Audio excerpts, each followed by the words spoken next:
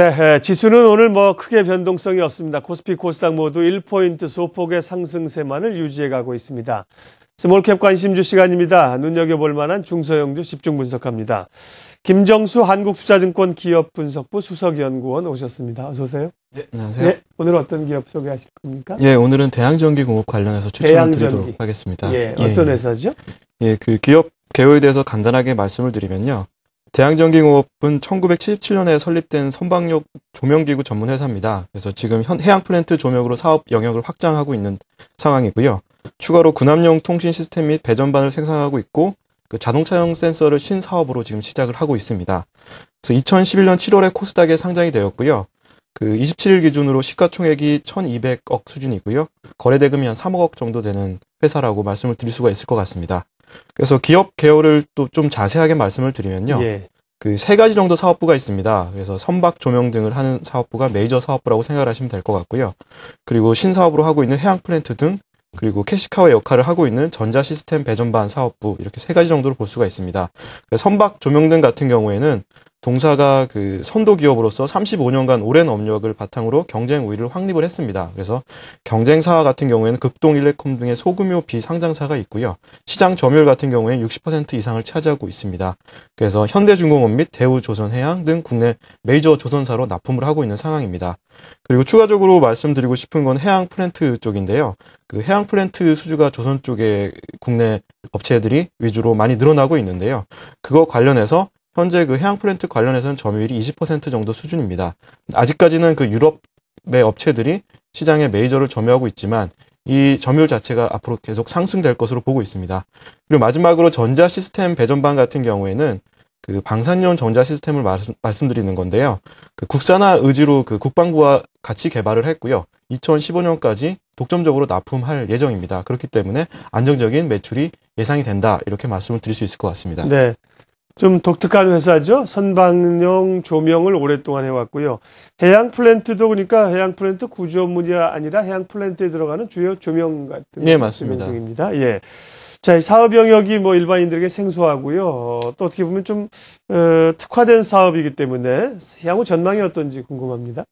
예, 그 조선업 같은 경우에는 현재 구조적으로 좀 불황을 겪고 있는 상황인데요. 예. 그래서 그 투자자분들이 그 대양전기 공업에 대해서 약간 불안감이 있으신 것 같아요. 아무래도 조선업이랑 영향을 받으니까. 예, 예. 하지만 그 현재 일반 선박 조명 등을 감소하는 건 추세가 맞습니다. 네. 하지만 그 해양 플랜트 관련된 매출이 증가하고 있기 때문에 이걸 충분히 지금 감쇄하고 있는 상황입니다. 네. 그렇기 때문에 그 성장성이라던가 이런 것들이 앞으로 훼손에 대한 염려가 없을 것으로 판단이 되고요. 또 일반 등 같은 경우에도 일반 상선 같은 경우에는 물론 수주가 줄어들고 있는 상황이지만 그 매출 단가가 높은 LNG 운반선이나 드릴실 같은 것들의 수주가 증가하고 있기 때문에 그 조명 등의 매출의 또 급격한 감소는 없을 것으로 지금 보고 있습니다. 그리고 해양 플랜트 같은 경우에는 그 방폭 등을 사용을 합니다. 그래서 그 작업 상황이 특수하기 때문에 그 폭발이 일어나지 않아야 하는 이런 가장 중요한 특성을 가져야 됩니다. 예. 그렇기 때문에 안정성이라던가 신뢰성이 상당히 중요한데요. 그거 관련해서 그 단가 자체가 일반 조명보다 3배 이상이 높습니다. 그렇기 때문에 그 줄어드는 일반 선박의 조명을 충분히 해양 플랜트 쪽에서 메이크업 할 수 있다라고 생각을 하시면 될 것 같습니다. 그리고 또한 그 일반 조명등 같은 경우에는 아까 잠깐 언급을 드렸었는데요. 그 점유율 자체가 60% 이상으로 상당히 높습니다. 근데 아직은 해양 플랜트 같은 경우에는 그 20% 수준에 머물고 있는 상황입니다. 그래서 추가적인 업사이드가 상당히 높다라고 말씀을 드릴 수가 있을 것 같고요. 그 현재 그 점유율 자체가 20%로 낮은 이유는 그 지금 그 해양 플랜트 같은 경우에는 발주를 메이저 오일사에서 내고 있습니다. 네. 근데 메이저 오일사의 그 지금 대양전기 공업 자체가 퍼스트 밴더로 등록이 되어 있지 않은 상황이기 때문에 약간의 제한이 있는데요. 국내 그 조선사들이 계속적으로 지금 대양전기 공업을 퍼스트 밴더로 올리려고 하고 있는 상황이기 때문에 뭐라 그러셨죠? 그 퍼스트 밴더로 퍼스트 밴더. 예, 그러니까 1차 밴더로 네. 협력사로 네. 그 메이저 오일사에 올리려고 하고 있는 상황이기 때문에 그 장기적으로 봤을 때는 그 점유율 자체가 계속 상승할 네. 여지가 있다라고 말씀을 드릴 수가 있을 것 같습니다. 예. 그리고 말씀하세요. 예. 추가적으로 그 네. 방위산업 쪽도 좀 말씀을 드릴 수가 있을 것 같은데요. 방위산업 같은 경우에는 그 2010년까지 국방부랑 국산화 프로젝트를 진행을 했습니다. 그래서 네. 배전반이랑 통신 시스템을 개발을 했고요. 그거 관련된 매출이 2015년까지 안정적으로 지금 공급이 될 예정입니다. 그 이 매출 같은 경우에는 올해가 전년 대비 130%가 증가를 했습니다. 그래서 올해 250억 정도 매출을 했는데요. 그 작년 대비 2월 된 매출이 좀 있다고 해도 상당히 증가폭이 큽니다. 그래서 이 정도 수준은 그 매년 유지가 된다라고 말씀을 드릴 수가 있을 것 같습니다.